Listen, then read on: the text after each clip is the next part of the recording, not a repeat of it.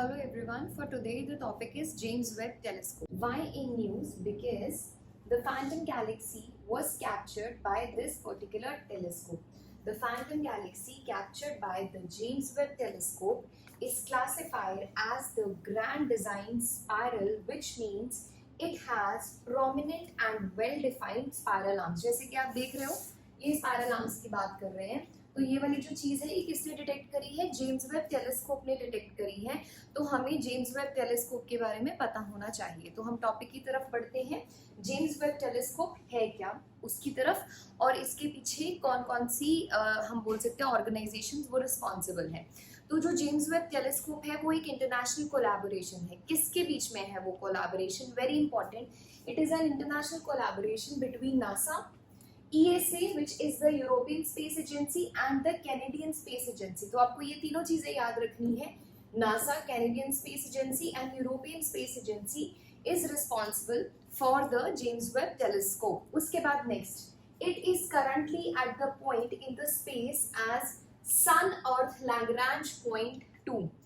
जो ये टेलीस्कोप है ये L2 पॉइंट पे प्लेस्ड है. ये L2 पॉइंट क्या है, L2 लैग्रांज पॉइंट क्या है, ये हम लास्ट में डिस्कस करेंगे. अभी के लिए इतना समझ लीजिए. It was launch from the European Ariane 5 rocket. Very important, याद रखना है. James Webb telescope Ariane 5 rocket ने लॉन्च करा था स्पेस के अंदर. It is the largest, very important, it is the largest most powerful infrared, very important, infrared है, space telescope ever built. Infrared के बारे में भी हम आगे जानेंगे. It is successor to Hubble telescope. ये सक्सेसर है. किसका सक्सेसर है? हबल स्पेस टेलीस्कोप का.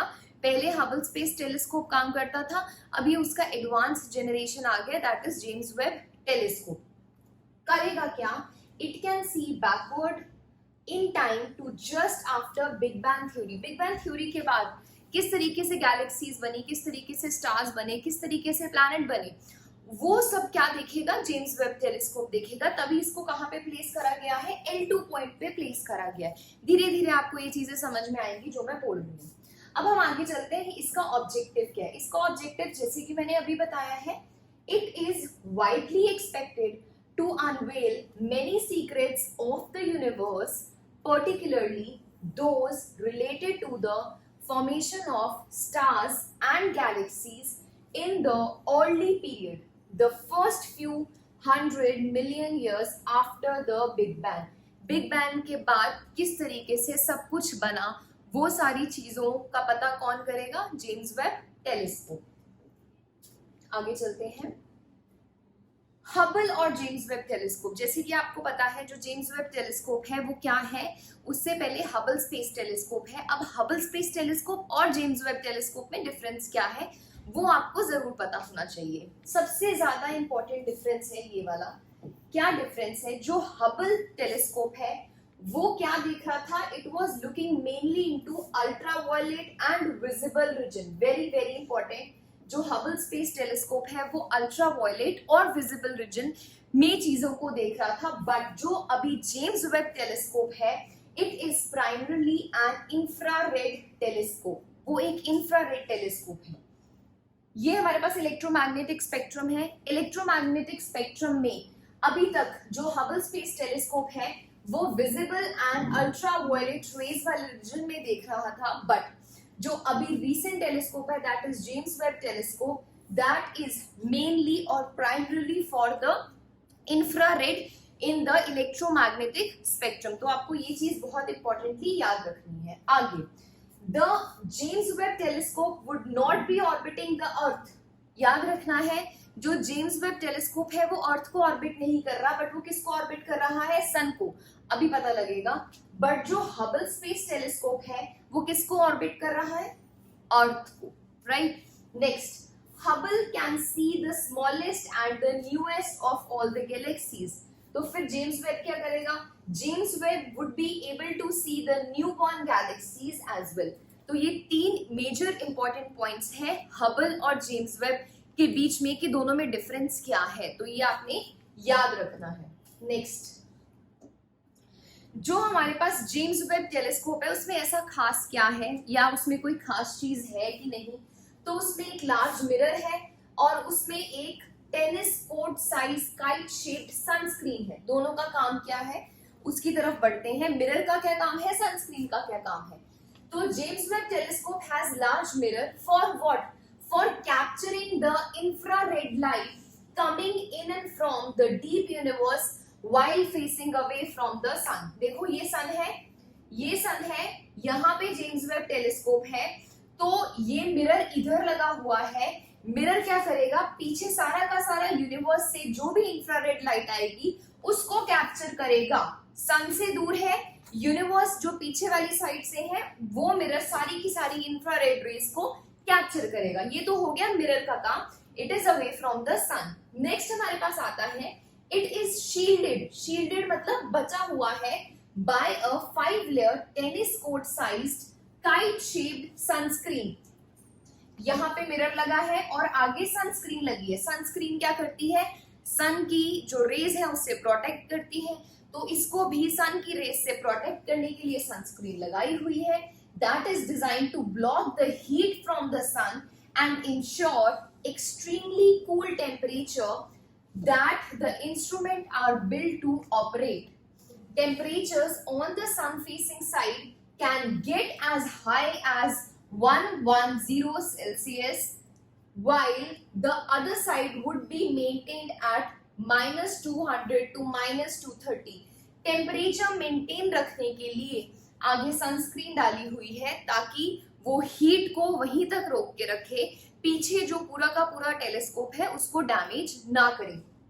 इतनी बड़ी बड़ी चीजें स्पेस में लॉन्च करी गई हैं, तो ऐसा तो है नहीं कि यहाँ से भेज दिया और ऊपर जा चले गई आराम से। No, they are done as foldable items. तो जब इनको लॉन्च करा गया था तो ये फोल्ड हो गई थी और ऊपर जाके स्पेस में ये खुल गई। तो याद रखना, both these things are as the foldable items. Next देखिए, यही बता रही थी मैं अभी। देखिए ये है हमारा mirror, this is the mirror and this is the sunscreen. तो आपको याद रखना है ये वाली जो चीज है ये सन को फेस जो कर रही है, ये सन की रेस से प्रोटेक्ट कर रही है पूरे के पूरे टेलीस्कोप को। और ये जो मिरर लगा हुआ है ये क्या कर रहा है, this mirror is capturing the infrared rays जो कहां से आ रही है, पीछे यूनिवर्स से आ रही है। क्योंकि इसका काम क्या है, उन चीजों को पढ़ना, उन चीजों की इमेजेस को कैप्चर करना जो बिग बैंग थ्योरी के बाद किस तरीके से गैलेक्सी स्टार्स बने, वो सारी चीजों की जानकारी इसी से पता लगेगी, ये जो कैप्चरिंग हुई इंफ्रारेड रेज की। नेक्स्ट, ये बहुत इंपॉर्टेंट चीज है कि जो इसकी प्लेसमेंट है वो कहाँ पे हुई है। हमने बिल्कुल स्टार्टिंग में पढ़ा था कि जो इसकी प्लेसमेंट है वो L2 पॉइंट पे हुई है। The placement of the James Webb telescope is at L2 point. तो ये अब पॉइंट्स क्या है, ये डायग्राम किस चीज का है, ये हमारे पास आ गया sun and this is the earth. ये सन है, ये अर्थ है। आप देख रहे हो कि सन और अर्थ का एक सिस्टम है, there is a system, orbital system. किसके बीच में, दो लार्ज बॉडी के बीच में, एक सन है और दूसरा अर्थ है। तो हम इस सिस्टम को क्या बोलेंगे, सन अर्थ ऑर्बिटल सिस्टम। इस सिस्टम में क्या है, इस सिस्टम में कुछ स्टेबल पॉइंट्स हैं। वो स्टेबल पॉइंट्स कितने हैं, 5 हैं। अब वो कौन कौन से हैं, सबसे पहले है L1, दूसरा है L2, फिर है L5, L4 एंड L3। ये स्टेबल क्यों है, ये स्टेबल इसीलिए है क्योंकि इन पॉइंट्स के ऊपर दो बॉडीज, सन और अर्थ की जो ग्रेविटेशनल फोर्स है वो जीरो हो जाती है, वो कैंसिल आउट हो जाती है। मतलब जो ग्रेविटेशनल फोर्स है सन की और जो ग्रेविटेशनल फोर्स है अर्थ की, ये क्या हो जाती है, इन पॉइंट्स पे कैंसिल आउट हो जाती है। जिसकी वजह से अगर यहाँ पे हम किसी भी सैटेलाइट को, टेलीस्कोप को प्लेस करेंगे तो उनकी पोजीशन बहुत ही ज्यादा इफेक्टिव रहेगी। और इस पोजीशन पे हमने किसको प्लेस करा है, जेम्स वेब टेलीस्कोप को करा है, विच इज बिहाइंड अर्थ। आप देख रहे हो पीछे वाली साइड से सन से बहुत दूर है और ये पीछे से सारी की सारी यूनिवर्स को क्या कर सकता है, स्टडी कर सकता है। और इन सारे पॉइंट्स को हम क्या बोलते हैं, लैग्रांज पॉइंट्स बोलते हैं। Lagrange points of the earth and sun solar system. आइए पढ़ते हैं। The Lagrange point 2 is one of the 5 points in the orbital plane of the Earth-Sun system. यही बताया मैंने अभी। It is named after the Italian-French mathematician Louis Lagrange. The points are in any revolving two body system, जैसे कि मैंने आपको बताया to body system है और वो दो बॉडीज कौन सी है, अर्थ और सन। जरूरी नहीं है सिर्फ अर्थ और सन, नहीं, अर्थ और सन ही हो सकता है, मून एंड मून के साथ अर्थ भी हो सकता है। तो इट इज नॉट लाइक कि सिर्फ अर्थ और सन है, और लार्ज बॉडीज भी हो सकती हैं। Marking where the gravitational forces of the two large bodies cancel each other out, जैसे कि हमने डिस्कस करा है। Objects placed, this is very important point, object placed at these point or positions are relatively stable and require minimal external energy or fuel to keep themselves there, so many instruments are positioned here। तो यही एक reason है कि वहां पे stability बहुत होती है, कोई भी चीज अगर प्लेस करी जाए, that is why these points are very important. So this was about James Webb telescope, और हमने लैग्रांज पॉइंट्स के बारे में जाना, हबल में क्या डिफरेंस है और जेम्स वेब टेलीस्कोप में क्या डिफरेंस है हमने वो जाना। अब लास्ट में खत्म करने से पहले दो क्वेश्चंस हैं, बहुत इजी क्वेश्चंस हैं, आप इसका आंसर बताइए। The James Webb space telescope will be orbiting, किसको ऑर्बिट करेगा, बहुत ही ज्यादा इजी सवाल है। Next, which rocket will launch the James Webb telescope, will तो नहीं है, लॉन्च हो चुका है। Which rocket launch the James Webb telescope, तो आप बताइए कि इन जो सवाल है उनका आंसर्स क्या है। I hope you understood. Thank you so much.